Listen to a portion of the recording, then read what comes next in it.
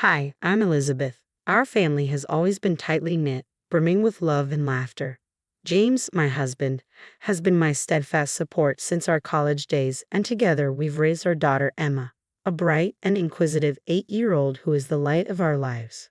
Her endless questions and playful adventures never cease to amaze us. We've embraced a parenting style that nurtures curiosity and learning through experience, which is why Emma's spirited nature brings us such joy. It's not uncommon to find her rummaging through old boxes or exploring the backyard, her imagination soaring as high as the sky. In contrast, my relationship with my mother-in-law, Carol, has always been somewhat strained yet manageable. She has a stern disposition, something James warned me about early in our marriage. Despite her strict demeanor, I never viewed Carol as a threat. I saw her more as a product of her upbringing, tough around the edges. One sunny afternoon, we decided to visit Carol at her home. She had been living alone since James' father passed away, and though she'd never admit it, I could sense that she enjoyed our company, especially Emma's. As we drove over, the car was filled with Emma's excited chatter about showing Carol a bird's nest she found in our garden. "Mommy, do you think she's ever seen a blue egg before?" Emma chirped from the back seat. "I bet she has, but she'll love hearing all about it from you," I replied, glancing at James, who shared a warm smile with me through the rearview mirror. Upon arriving at Carol's, the atmosphere was warm and inviting. The faint scent of cinnamon wafted through the air, and a gentle classical melody played in the background. Carol greeted us at the door with a stiff smile, stepping aside to let us in. Come in, come in. It's so good to see you all," she said, her tone formal, but softened by her hidden affection for Emma. As the afternoon progressed, James and I helped Carol with some chores while Emma played quietly in the living room. I was in the kitchen, organizing some groceries we had brought for Carol, when the peaceful ambience shattered. "Emma, what do you think you're doing?" Carol's sharp voice pierced the calm, causing James and me to exchange worried glances. My heart raced as I rushed into the living room, only to find a scene I could never have anticipated. Carol loomed over a cowering Emma, her face twisted in anger. "What's going on here?" I demanded, stepping protectively between Carol and my daughter, my voice firm yet striving for calm. "Your daughter was stealing from me," Carol exclaimed, brandishing a few crumpled bills, her eyes blazing with fury. "It was just lying there, Mommy. I was going to play shop with it." Emma's small voice trembled, her innocent explanation breaking my heart. "Carol, she's just a child. She didn't understand." I tried to reason, but Carol remained unyielding, her expression one of betrayal and rage. After pulling Emma away from the distressing scene, I didn't waste a moment. Her cries subsided to soft whimpers, her small body clinging to me as if I were her only safe haven. James, his face a mask of confusion and anger, silently followed us out, the door closing behind us with a finality that echoed the sinking feeling in my gut. The drive to the hospital was fraught with tension and silence, broken only by Emma's soft sniffling from the back seat. I kept glancing at her through the rearview mirror, noting her pale face and red-rimmed eyes. At the hospital, the reality of the situation began to settle in. Doctors examined Emma and confirmed that while she had no broken bones, the bruises and emotional trauma were significant. As I sat in the stark white of the hospital room, watching nurses gently tend to Emma, I felt a tumult of fury and helplessness. How could Carol, a woman I had respected, if cautiously, react so violently to a child's innocent mistake? The question churned in my mind, growing heavier with each passing moment. Once Emma was settled and resting, James and I stepped into the hallway. The look on his face told me James looked at me, his face mirroring my own turmoil, shock, pain, and a deep, conflicted sadness.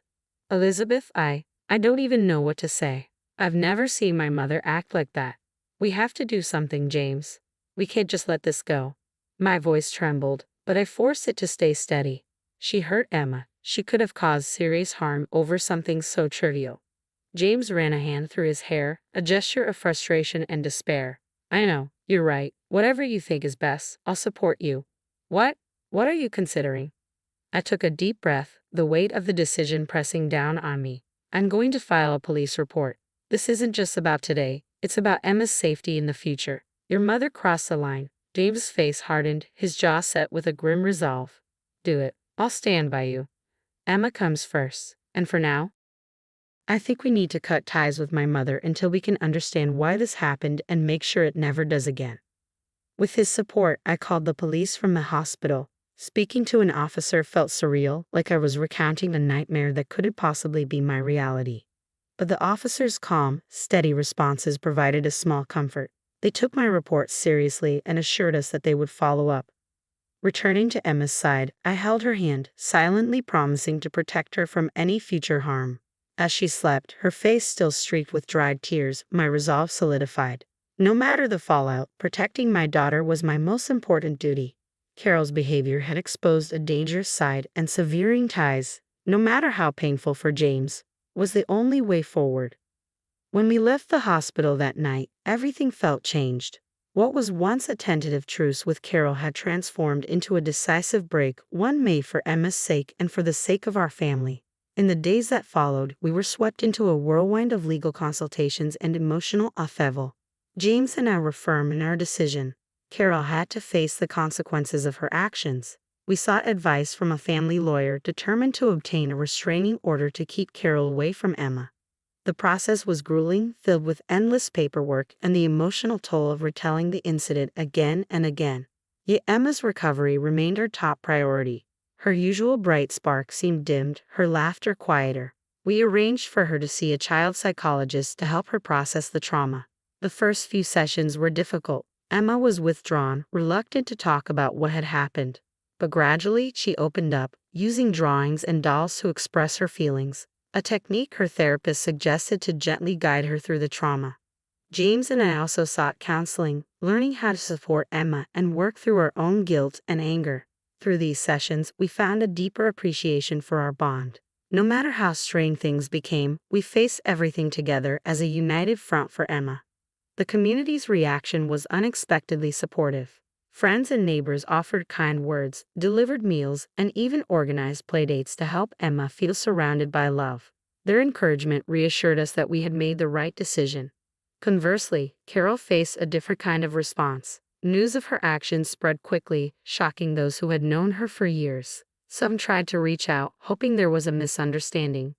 But many distanced themselves, unwilling to associate with someone capable of such harm to a child. This social isolation seemed to impact Carol deeply, a painful consequence, yet, in our eyes, a justified one. As Emma began to regain her cheerful spirit, James and I focused on reinforcing our home as a place of safety and love. We updated security measures, talked openly with Emma about emotions and safety, and spent more quality time together as a family. Weekend outings, movie nights, and cooking together became our rituals to reclaim the peace that had been disrupted. Despite the ongoing challenges, through every action, every protective measure we took, both legally and emotionally, the fabric of our family mended. Emma slowly found her sense of safety again, and laughter began to echo through our home once more. One sunny afternoon, as James and I watched her playing in the backyard, her giggles carried on the breeze. We exchanged a look of profound relief and gratitude. Our little girl was coming back to us, her resilience shining through like a testament to the strength of our family in the face of hardship. Our home, once just a place to live, had become a true sanctuary. James and I grew even more vigilant, not out of fear, but from a renewed commitment to nurture and protect the peace we had fought so hard to restore. It became our mission to ensure Emma felt not just safe, but deeply loved and valued. We decorated her room with bright paintings she chose herself, and her space became a gathering place for friends, filling the house with joyful noise and youthful energy. On a sunny Saturday, during our weekly family picnic at the park, I watched Emma chase butterflies with a friend. Her laughter, pure and unrestrained, was a sound I'd missed dearly during those dark months. James caught my eye from where he was setting up a frisbee game, his smile reflecting the blue of the sky and echoing my own feelings of contentment and relief. Just then, Emma ran up to us, her cheeks flushed with excitement. "Look, Mommy, look what I found," she exclaimed, holding up a small, oddly shaped rock. Her curiosity had returned, and each discovery was a treasure. "It looks like it's from the moon," I said, embracing her enthusiasm, thrilled to see her spirit so bright again. As the day came to an end and we packed up to leave, Emma hugged me tightly, whispering, "I love you, Mommy. I'm happy." Those simple words filled me with an overwhelming sense of accomplishment. On the drive home, the trees blurring past the window, I reflected on everything we'd been through. Standing up against harm, advocating for Emma and protecting our family hadn't just changed our immediate circumstances, it had set a standard for how we would face any future adversity. The resilience we had developed, the unity we had forged, it was all a testament to the power of standing firm in one's convictions, safeguarding one's family from harm, ensuring they feel loved and secure. This was the most vital role we could play. As Emma dozed off in the back seat, her face peaceful and serene, I felt a surge of determination. No challenge was too great, no obstacle too daunting as long as we faced it together. Our journey through darkness had led us back to light, and I was ready, more than ever, to keep that light shining bright for Emma and for all of us. This wasn't just recovery, it was a new beginning, a reaffirmation of what truly mattered: love, safety, and the unbreakable bond of family. What would you have done in a situation where a family member reacted so harshly to a child's innocent mistake? Would you have taken the same steps as Elizabeth and James, or would you have approached it differently? Share your thoughts and experiences in the comments below. And if you enjoyed this story, don't forget to like the video and subscribe for more heartfelt stories like this one. Your engagement helps us keep bringing these stories to you.